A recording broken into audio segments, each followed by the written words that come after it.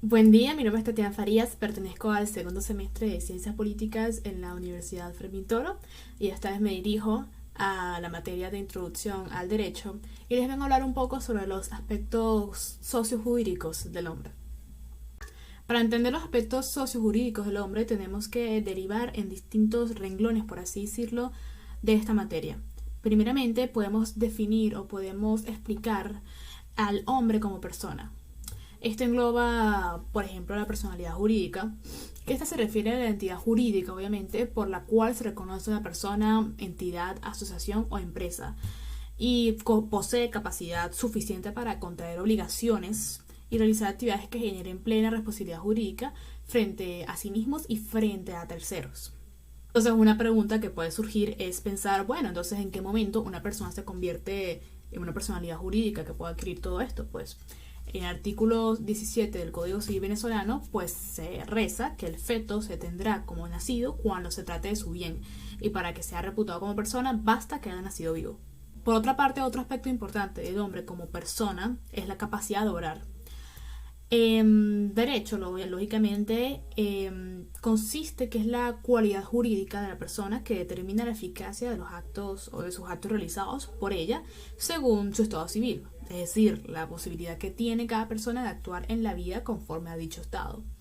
También se podría decir que se puede definir como la persona o como la actitud para constituir, modificar o extinguir relaciones públicas, así que es la idoneidad para realizar actos jurídicos.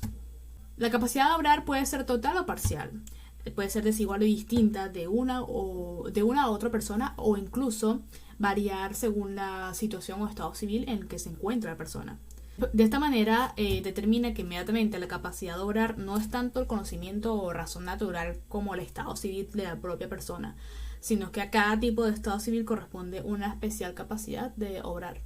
El hombre como ciudadano engloba aspectos como los derechos y deberes constitucionales, que son aspectos bastante importantes, ya que lógicamente son esos derechos y deberes humanos que están garantizados con rango constitucional, que se consideran como esenciales en el sistema político que la Constitución fundamenta. Estos están especialmente vinculados a la dignidad humana. Algunos derechos fundamentales, lógicamente, son los más esenciales para el libre desenvolvimiento del ser humano en su país, en su comunidad también. Pueden ser ya sea el derecho a la vida, el libre tránsito, también el derecho a la salud, a la educación, la igualdad, libre expresión, el acceso a la justicia, el debido proceso, entre otros.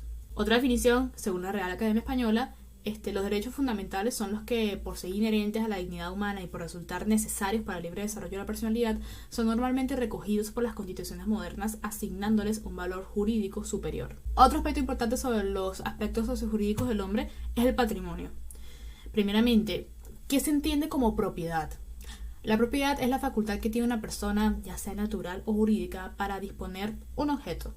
Esto siempre dentro de lo que permitan las leyes y puede ser ya sea, por ejemplo, un inmueble o un coche. La posesión, por otra parte, es un poder que las personas tienen sobre un bien o derecho y en virtud del cual pueden ejecutar actos materiales sobre los mismos. Ahora bien, ¿cuál es la diferencia entre propiedad y posesión?